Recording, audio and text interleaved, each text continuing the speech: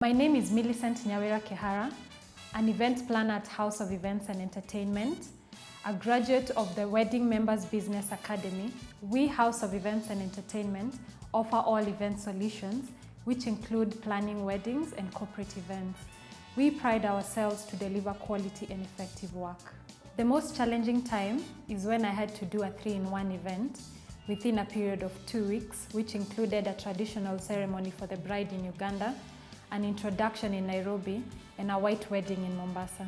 But with the experience acquired over the years, we were able to execute it to the client's satisfaction. At WMBA, I got to learn how to plan and execute an event successfully, and also the do's and the don'ts of the events industry. I recommend anyone interested in joining the events industry to enroll for classes with the Wedding Members Business Academy, because that is where my dream to become a successful planner began.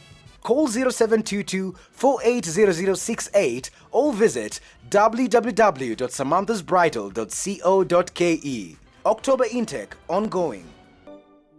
Very respectful. That's one thing. He was very respectful. He gave me that space. So it was not on my face and making me like there are two people here that I really have to decide, is it you or is it you? No. He really took a backseat. And he would, as I said, we would communicate once in a while, you know, hi, how you doing? And it was very general, you know, and that's how we moved on. As I said, we were dating to get married with the other gentleman. And so he finally proposed, and I said yes. Yeah, so there was actually a wedding that took place that we actually got married. His name was Harry. He passed on. Yeah, so as I was going to get married, I call it my first wedding. In the morning, I was escorting one of my friends. Her name is Judy. I was escorting her to the bus stop because I had forgotten. I had come home with some of the clothes of my fiancé then. So Judy told me, because I'm going to church before you get there, how about I go with these clothes so that by the time you get there, you'll find your fiancé is ready. Because earlier we had talked on the phone with my fiancé and we had agreed, you know, I'm just going to take these things, some things like cravat and things like that. So it's not really hard to have them on. So Judy was willing to take them down. The only problem was Judy was not very conversant with where we were staying, you know, the different routes at the time. So we're staying in Buruburu. So I had to escort Judy to the bus stop. As I did that, only 3 people were awake at that time. It was Judy, my best mate, Valerie, and myself. So when I escorted Judy to the bus stop, on my way back, there was this car parked in front of me. And I'm not thinking about anything. It's my wedding day. So I'm just humming all the happy tunes, and I'm really excited about it. So when I pass this car, there's a guy who grabs me from behind. And in a fraction of a second, I am thrown in the back seat. Then I realized that we are 4 people. So there's a driver, co-driver, myself, and this guy. Before I knew things were stashed in my mouth. At the time, I did not know what it was, but later on I got to know that they were pieces of cloth. And long and short of it, they were hitting me, and I was being told, you have to cooperate or you will die. And just to make the story short, they managed to pull out my jeans. I was wearing a pair of jeans, and the first man raped me, who was with me at the back seat. When he was done, it was now the co-driver who came behind. I can't remember the car stopping at any point. So when the co-driver came behind, he as well raped me. When he was done, the car stopped and the driver came behind. Now, when the driver came behind, he decided to be a little bit different. He removed the pieces of cloth from my mouth, and he opened up his zipper and put his manhood in my mouth. And so at this time, I knew, you know what, I'm good as dead, because there was a lot of blood. I could smell blood and everything, and I was being beaten. I'd really been beaten, and I was fighting and fighting. So I was tired. I was giving up. So I remember one time I had watched, by the way, I'd watched Oprah, and they had this conversation going on about rapists. And one of the things was, you know, you can hit them at different places. There are different places that you can hit them for your own security and things like that. So what I did, I beat this man. You know, so when I took a bite, he really just gave birth to a scream. I've never heard a man scream like that. And so what happened as a result of that, I do not know amongst the three who stabbed me, but someone stabbed me in my stomach, and the car door was open and I was thrown out of this moving vehicle. I was abducted 5:45 in the morning. I was found around Ungatungai Keserian at around 12:30 in the afternoon. So you can imagine all this while they were doing what they were doing to me. So it is from this place where I was picked up, people believing that I was dead. So as we were going to City Mortuary and I happened to cough, the policeman decided to change route, and now we're going to Kenyatta National Hospital. So we go to Kenyatta National Hospital, and I have no memory of this. I just hear that I was very violent, and especially when I would hear a man speaking, and I was just out of this world, very, very violent.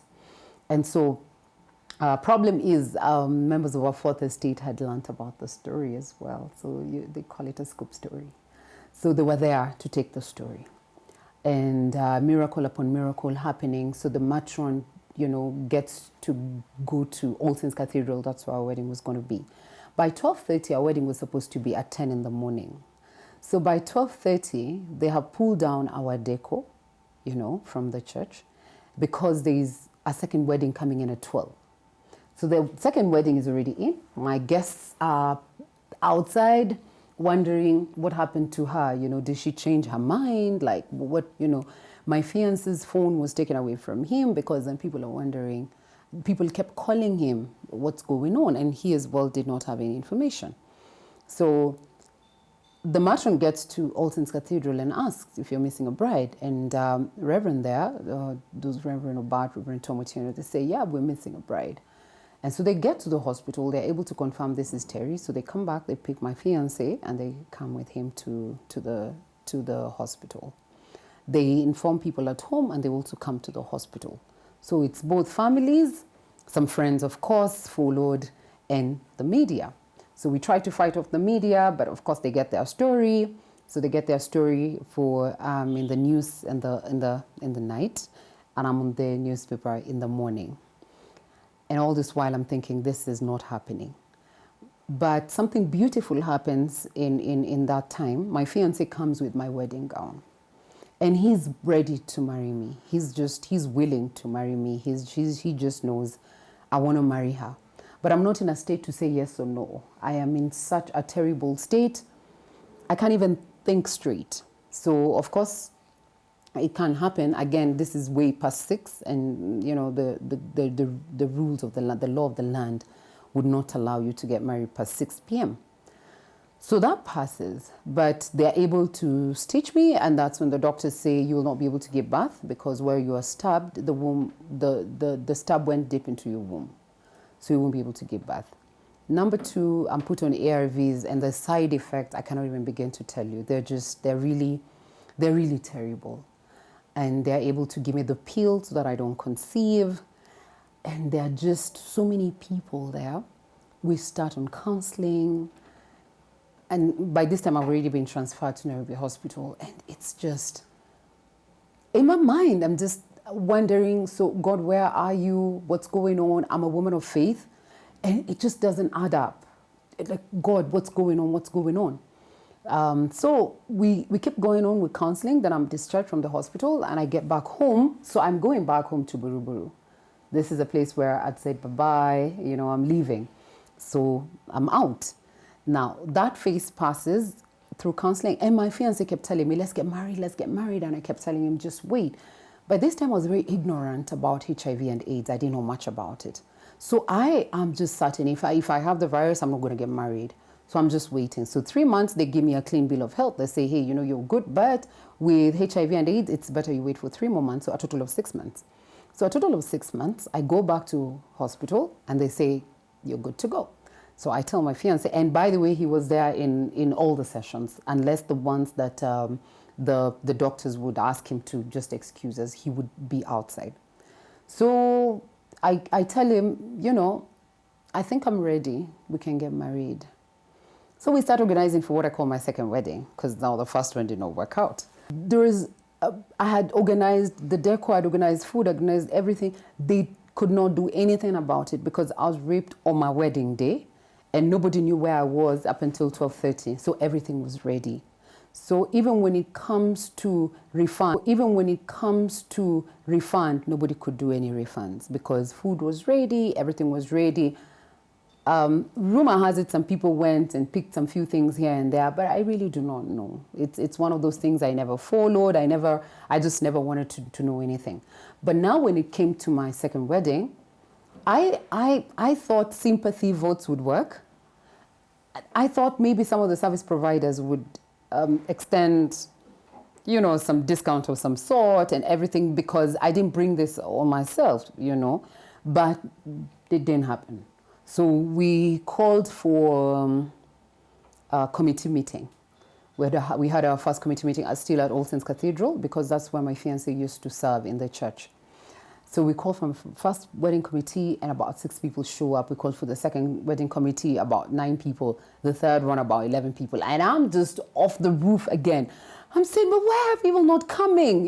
Why are they not supporting us? I didn't bring this upon myself. And I go back to my God and say, Lord, where are you, Jesus? Why am I feeling so alone? Why are people not coming? This sympathy card that we keep pulling, and it's not just working. But I keep telling people the same thing that took you down is the same thing that God will use to take you right back up. So with everything that had happened, and remember I was fighting the media because how do you air my story like that without even asking for my permission? But the same media that put out my story, a certain lady read my story, and she reached out to the media house and long and short of it, she managed to get in touch with me. And when she got in touch with me, she told me she read my story. She's also a rape survivor because we're not rape victims, we are rape survivors. I read your story and I want to meet you. And I said, oh yeah, okay, fine. My fiancé was very uptight with anybody meeting me because really we do not know what happened. Was it planned? Was it not planned? Was I at the right place at the wrong time, wrong place at the right time? I still don't know it up until today. So he accompanied me. We met at Yaya Center. And this lady, she's called Veep Ogola. I'd never met her. She just read my story. She reached out. We had a meeting. It was a very teary meeting. We cried, just thinking about the experiences we've gone through and, how hurting it is, how people can misunderstand you, you can really be misunderstood. So she asked to meet me again. And now the second meeting, she told me, I went home the other day and I was feeling a lot of things. God was just convicting me to do a lot of things. And today I'm here. I want to tell you myself and a team of 3 ladies, we want to give you a free wedding. And I thought to myself, okay, what do you mean a free wedding? It doesn't even sound right.